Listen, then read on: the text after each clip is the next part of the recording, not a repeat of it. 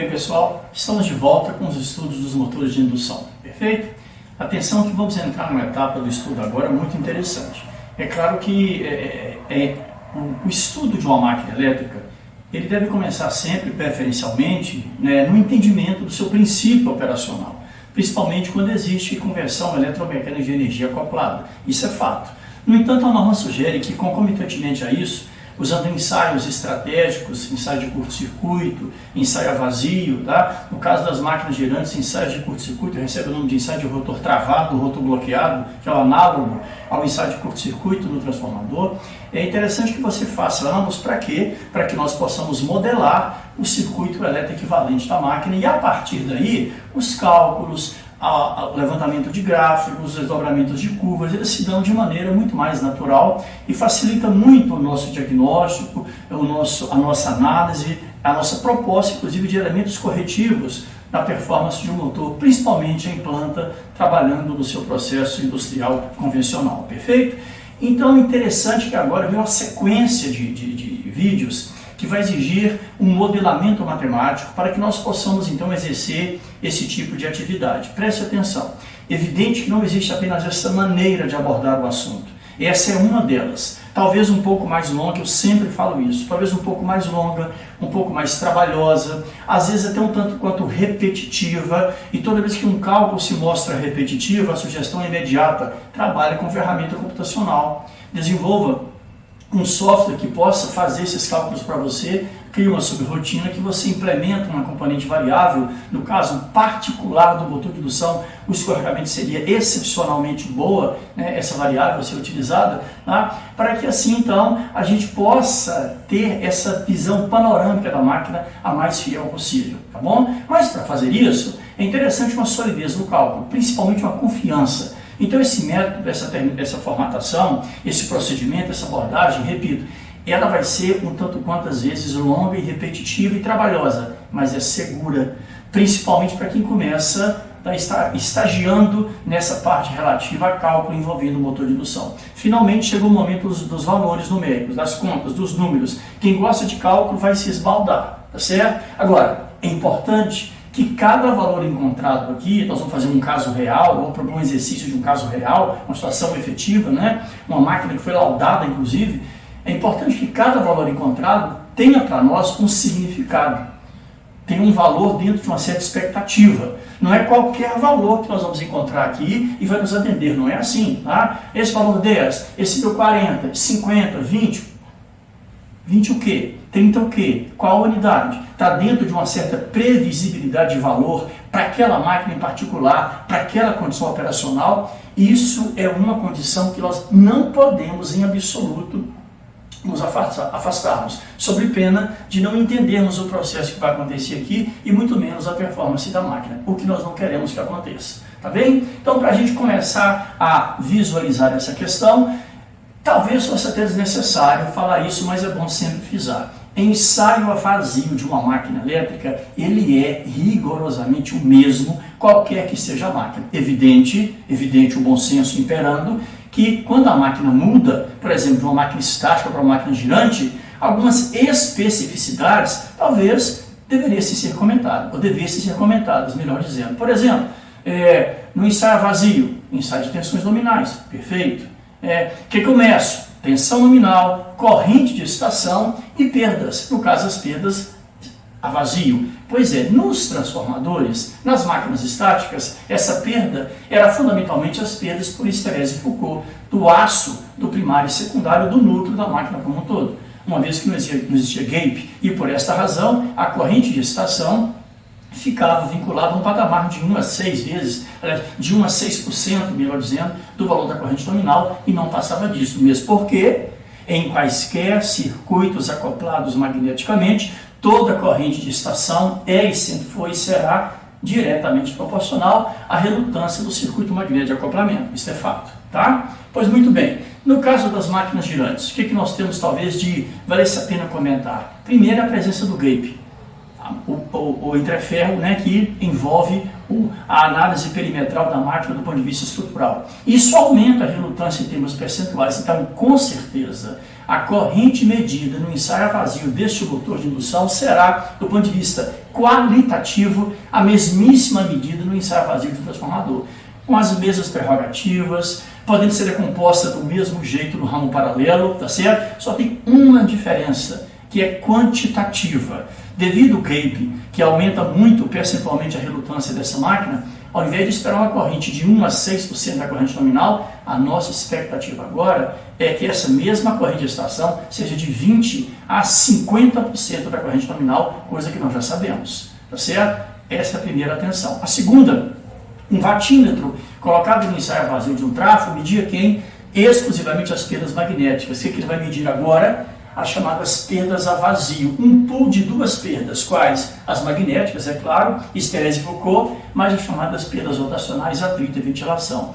Mas isso também nós já sabemos, perfeito? Ok? No caso aqui das máquinas de indução, você atento que é, perspicaz que é, já percebeu que nós teremos duas, digamos, modalidades de ensaio a vazio. Porque se essa máquina for de gaiola, quando você excitar com tensão nominal, ela já entra naturalmente no seu processo de rotação. Medição de potência, magnéticas e rotacionais automaticamente. Não tem como de você alterar isso. Mas se essa máquina de indução for de rotor bobinado, existe a perspectiva de você realizar o ensaio vazio com rotor aberto eletricamente. Olha que legal. Sendo assim, o rotor não vai girar. Aí você tem literalmente um transformador, tá? Nesse ensaio, nesse tipo de ensaio, a perda medida é exclusivamente as perdas magnéticas, esterese e Foucault.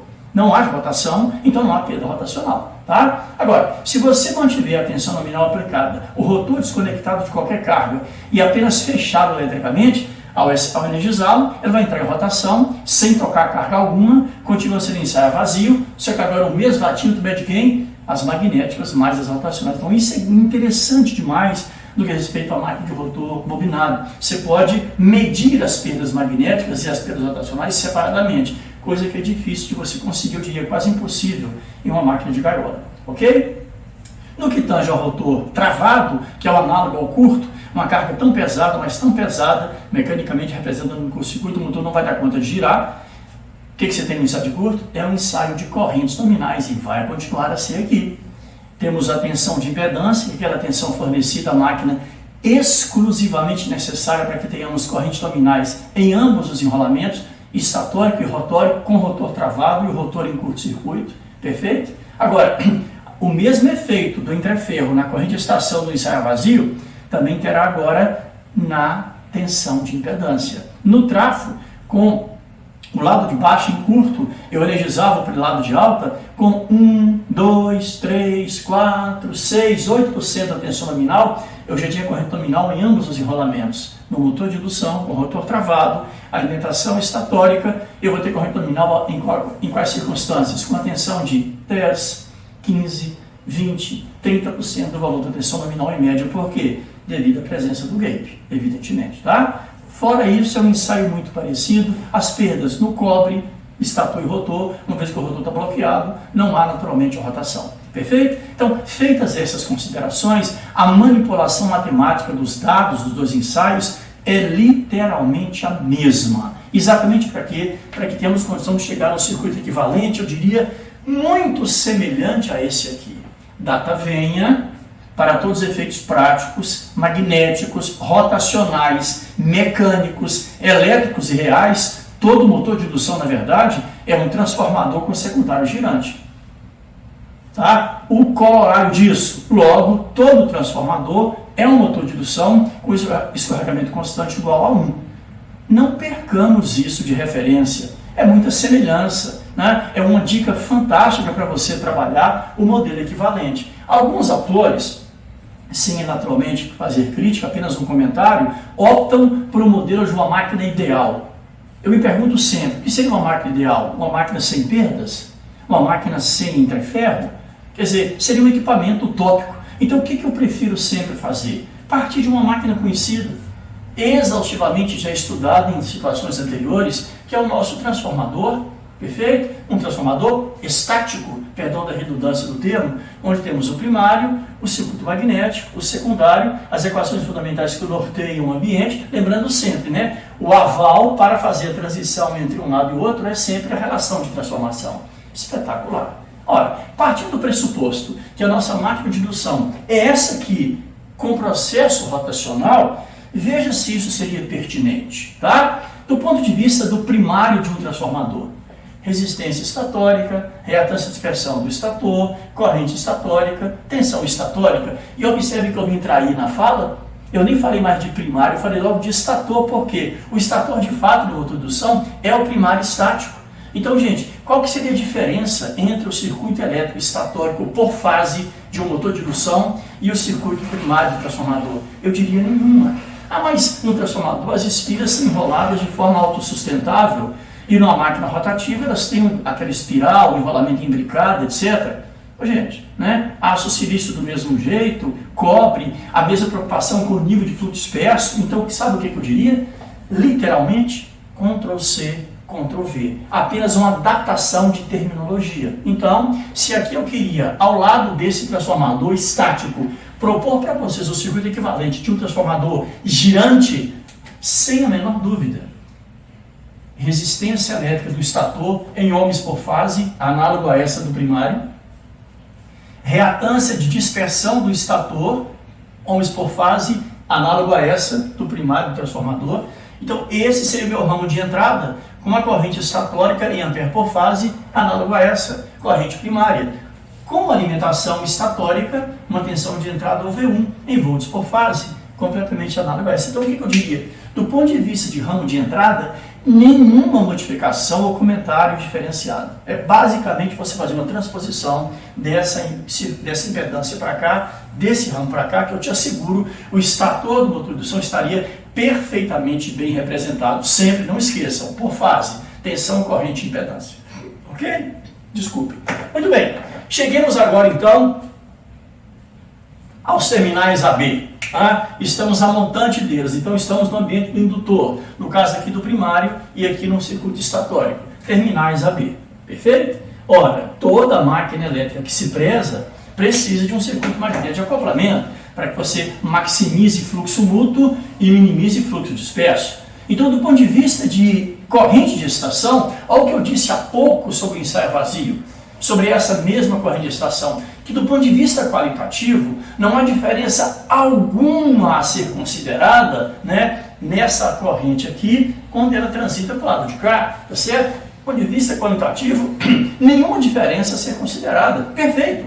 É quase que você, né, literalmente fazer essa transição daqui para cá. Só que eu queria fazer um comentário aqui antes de propor essa transição imediata. Voltemos um pouco ao transformador, tá? Nós vimos em estudos relativos a essa máquina aqui, que no sentido de simplificar o modelo, principalmente quando se pensa em conectar essa máquina em uma malha interligada, onde você pretende, por exemplo, usar a ferramenta computacional para desenvolver softwares mais arrojados, né, gerenciando o sistema como um todo, é interessante que o modelo seja simples, o mais simples possível, tá? Quanto mais você simplificá-lo, menor é o peso do programa, mais espaço de memória, você consegue gerar e girar esse seu software em tempo real de forma muito mais efetiva. Claro que o circuito equivalente de um trafo é muito simples, mas eu pergunto, quantos trafos temos trabalhando agora no sistema interligado AREL? Um número exorbitante, então qualquer simplificação aqui seria muito bem-vinda. Você se lembra aqui qual foi a jogada? Pegar a impedância do lado de alta, transferir para o lado de baixo ou vice-versa, usando relação de transformação e perceber que a corrente de carga não tem nenhuma relação de causa e efeito com a corrente de estação, mesmo porque conseguiu-se medir a corrente de estação com a máquina operando a vazio. Nós nem tínhamos o valor de 2, então essa corrente aqui não depende dessa e a recíproca é verdadeira. E no caso do transformador, ainda tem outra questão importante. Qual? A ordem de grandeza dessa corrente em relação a essa aqui.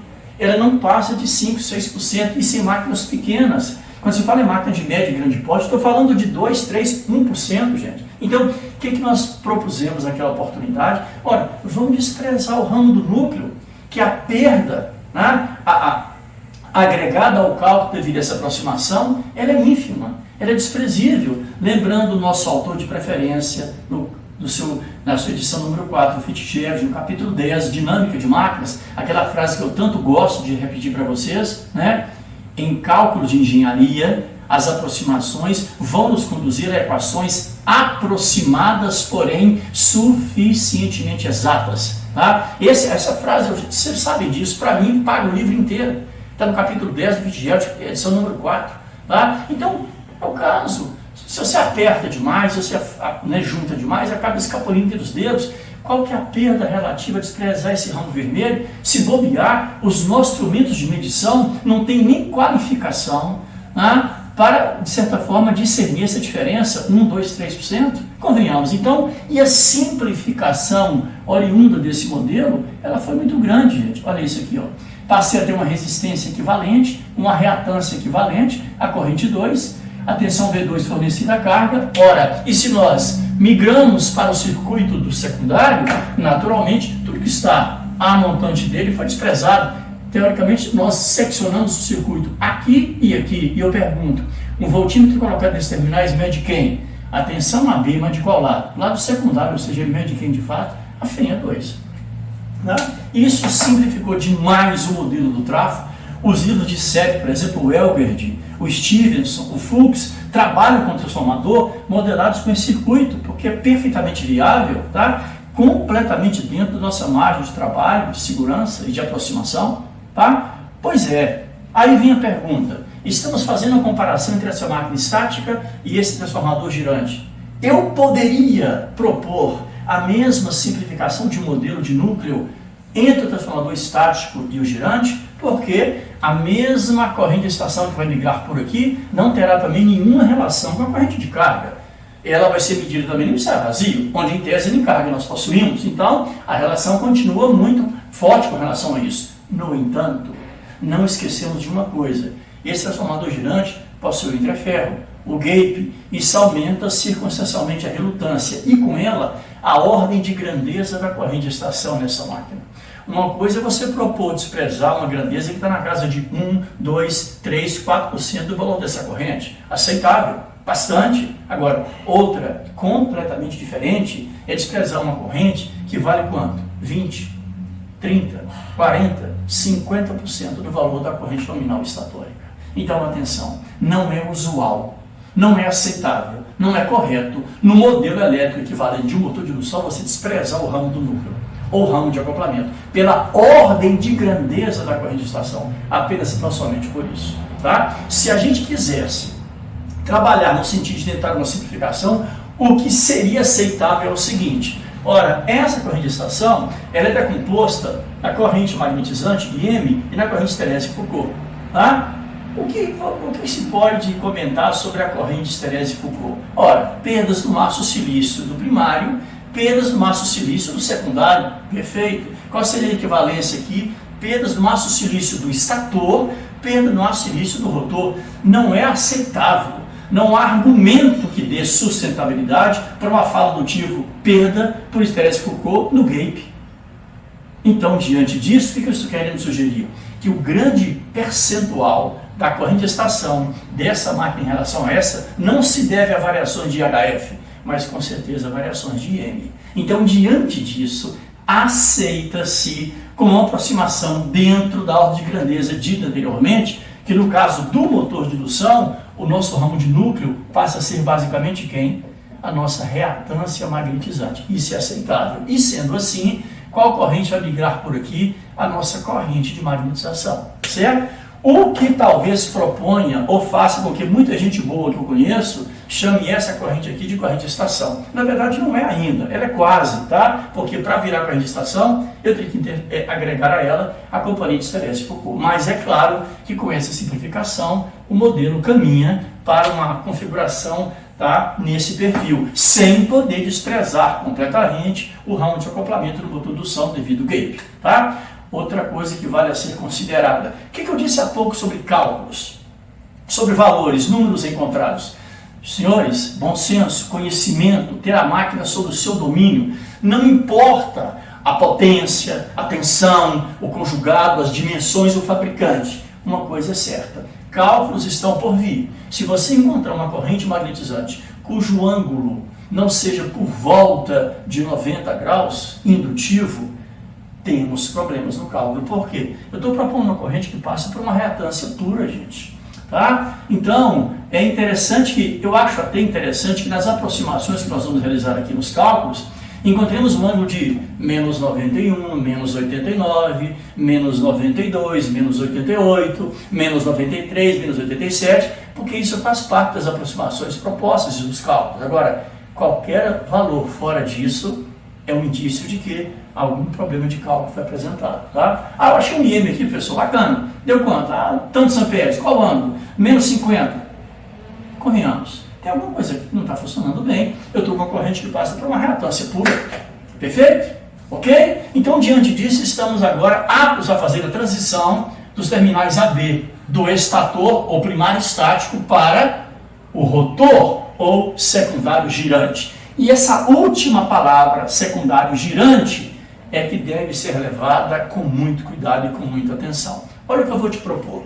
Observe que o modelo está muito semelhante a esse aqui. Não podia ser diferente. Tá?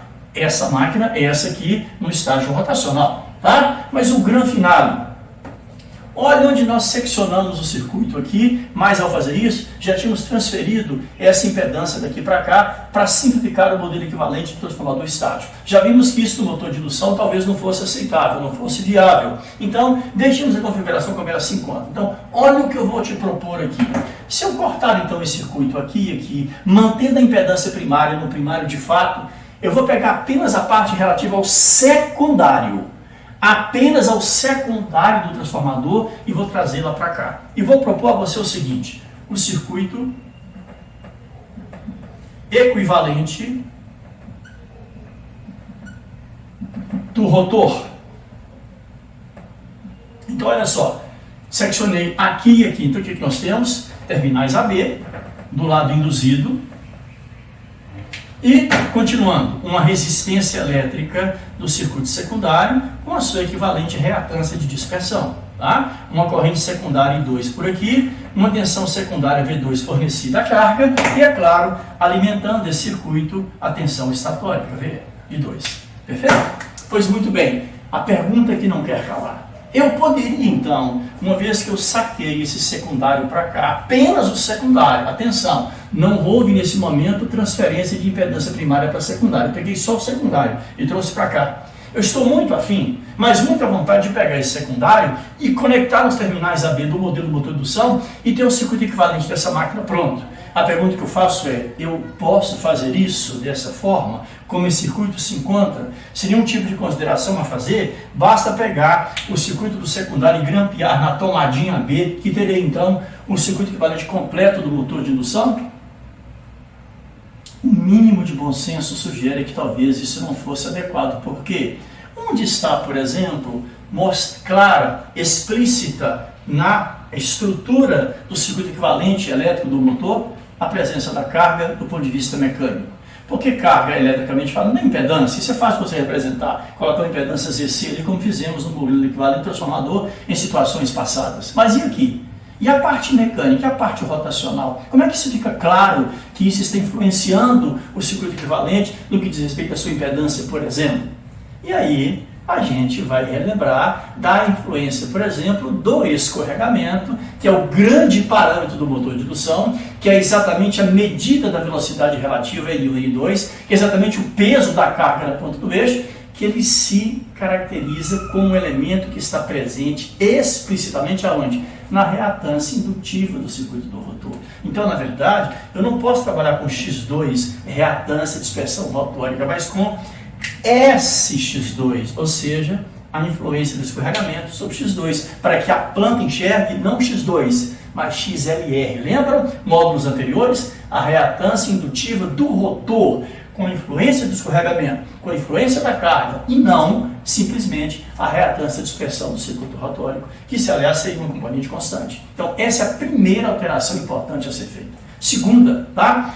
O que eu disse há pouco sobre situações de rotor de circuito elétrico. Porque se eu mantivesse esses terminais em aberto, por exemplo, eu não poderia nem trabalhar com essa máquina no ensaio vazio, porque eu não tenho carga, então o I2 é zero, pera ainda, mas no ensaio vazio do motor de indução, o próprio eixo acaba sendo uma pequena carga para o motor. Então significa o quê? Eu preciso de um pequeno conjugado, nem que seja para a máquina tocar o seu próprio eixo. Senhores, e conjugado, relembrando, ele é fundamentalmente proporcional, entre outras grandezas, olha quem está aqui, a força magnetomotriz do rotor. Então, e esta força magnetomotriz é função direta e proporcional da corrente rotórica. Então, se não tivermos corrente do rotor, eu não terei força magnetomotriz rotórica nem para tocar o próprio eixo da máquina. Então, significa o quê? Manter esse circuito aberto eletricamente vai colocar o I2 numa situação de zero, inclusive sem ausência de carga. E como é que eu faço para gerar a máquina e medir as perdas rotacionais? Atrito e ventilação. Então, significa o quê?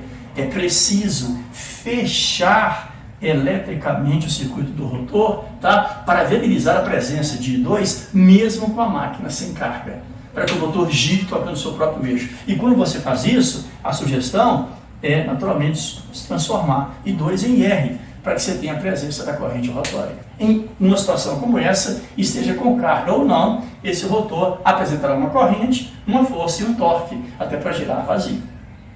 Perfeito? No entanto, quem conhece o circuito elétrico percebe o seguinte: ao fechar eletricamente essa configuração, o V2 acabou de tender a zero. Poxa, então se o V2 tende a zero, significa o quê? Antes eu tinha E2, V2, uma diferença de potencial clara, submetendo a impedância da máquina a uma tensão relativamente pequena, então preservando até a integridade física do enrolamento.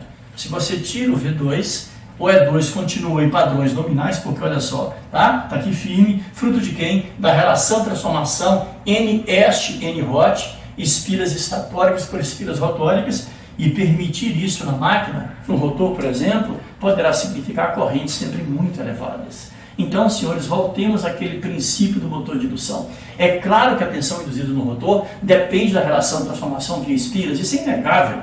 Agora, ela sozinha aqui não foi suficiente. Eu precisava do escorregamento. Então, o que adiantava ter em espiras estatóricas rotóricas um valor bem caracterizado se não existia velocidade relativa entre campo girante e eixo?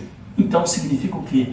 Que tão proporcional a relação de transformação de espiras é o E2 dessa relação, mas também do escorregamento. Então, ó, S é 2 e não é 2 a tensão que passa a alimentar esta malha. Quer dizer, tanto a tensão quanto a impedância passam a depender da carga que a máquina apresenta naquele momento. Olha que coisa interessante, tá certo? Então, vamos aplicar aqui, deixa eu fitar as malhas aqui.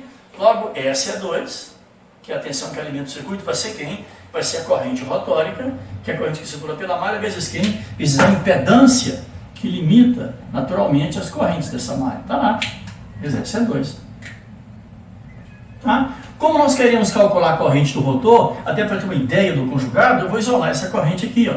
S é 2, que é dividido por quem? Pela impedância que o rotor apresenta, é claro, impedância essa definida e também dependente do escorregamento.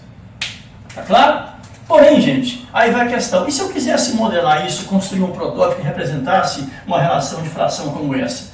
Esse numerador seria uma tensão variável? Um varivolt faria isso com extrema eficácia? Seria uma resistência? Qualquer equipamento, que um cobre, um condutor de cobre com resistência fixa. Mas aqui nós temos um problema de remodelamento, de representação real. Uma reatância variável. E eu tinha que ter no mínimo uma fonte com frequência variável, ou então um circuito que eu pudesse variar o número de espiras com a máquina pronta, ou a relutância com a máquina pronta, fica difícil. O núcleo que mergulharia na parte central da bobina, isso fica difícil de você conseguir. Então não é uma coisa simples, a função dela, a ideia dela é caracterizar a simplicidade dos modelos. Então, olha só, surge um artifício matemático aqui interessantíssimo. E se eu dividisse o numerador e o denominador pela mesma componente? Ora, sabidamente, a expressão não ia ser alterada. Então, qual é a proposta? Dividir o numerador e o denominador pelo escorregamento. Olha a consequência disso, gente. E aqui eu vou ter que propor um desdobramento desse denominador, perfeito? Ele ficaria, então, é 2. Uma tensão, olha o que eu vou dizer, virtualmente constante, atenção para esse termo, e uma tomada seria para nós uma tensão virtualmente constante, Tá? E é claro, como aqui embaixo eu tenho uma soma, eu tenho que estratificar um pouco esse denominador. Olha a consequência disso. Passei a ter uma reatância constante ou virtualmente constante. E o que é isso aqui? Uma resistência variável, mas isso é um rheostat. Tá? Ou um potenciômetro, como você desejar. Então, olha só, uma simplicidade tremenda a nossa corrente rotórica passou a ser definida por quem? Por uma tensão virtualmente constante e por uma relação de quem? De uma impedância que passa agora a exercer efeito de carga sobre a resistência, onde o rheostat faria perfeitamente bem esse modelo, ou esse papel. A consequência é o quê? Então o nosso E2 passa a ser a corrente rotórica, vezes quem? Vezes essa nova impedância, né, relacionada ao escorregamento que a análise propõe. Tá? Então, sabe o que eu sugiro agora? Se um circuito proporcionou uma equação, por que não o contrário? Uma equação proporciona um circuito. Então, o que eu tenho aqui? Os mesmos terminais AB, só que agora, em que elementos terminais AB? Não mais uma tensão que varia com escorregamento, mas uma tensão virtualmente constante. E quem está alimentando esta, que malha que essa tensão alimenta? Ah, isso é que é legal. Isso aqui, ó, ela alimenta um circuito que tem uma reatância de dispersão constante e uma resistência que tem uma relação direta com o escorregamento. Daí o rheostat e o circuito fechado, viabilizando em qualquer instante a corrente rotórica. Teste o modelo, porque o modelo tem que responder realmente como a máquina funciona, o motor funciona, o rotor funciona. No instante de partida, S igual a 1, R2, cobre, circuito altamente indutivo. Tá? Porque a reatância de dispersão é muito maior que a resistência do cobre do rolamento ou do alumínio, se for de gaiola, problema nenhum. Resultado, eu terei correntes muito elevadas e de perfil fortemente indutivo, mas isso é a cara da corrente de partida do motor, jogando o fator de potência do circuito para baixo. Em regime, aquela faixa operacional de vazio a carga nominal, o S é 0,0 alguma coisa. Pergunto para os senhores, o que acontece com a fração quando o seu denominador tende a zero? Ela cresce vertiginosamente. Então, a impedância aumentando muito, ela restringe a corrente, traz a corrente de 5 a 8 vezes para quanto? Para valores nominais ou percentuais desse valor de corrente nominal, mas com um detalhe, uma carga muito mais resistível do que indutiva, dando essa corrente um excepcional fator de potência. Maravilha. Então, estamos esperando o quê para pegar esse novo modelo e conectarmos na nossa tomadinha AB, e aí sim, com muita tranquilidade, sem nada de máquina ideal, tá? A gente propor então um circuito elétrico equivalente do motor de indução, eu diria mais verossímil, né? Mais aceitável. E é claro, mantendo no nó A, aquela soma vetorial importantíssima. A corrente primária, vetorialmente, tem que ser quem? A soma da corrente de magnetização mais a corrente de carga, I2. Soma vetorial, não nos esqueçamos disso. Módulo importantíssimo, né, gente? Perfeito? Uma videoaula assim, olha isso, tá? Modelo equivalente do motor de indução ohms por fase, modelo equivalente do transformador em ohms por fase. Ok? No próximo módulo, vou começar a aplicar a ferramenta de cálculo, porque nosso objetivo é fazer cálculos com esse modelo e destrinchá-lo como um todo, até chegar no estudo de caso com valores numéricos. Um abraço, até a próxima, saúde e paz.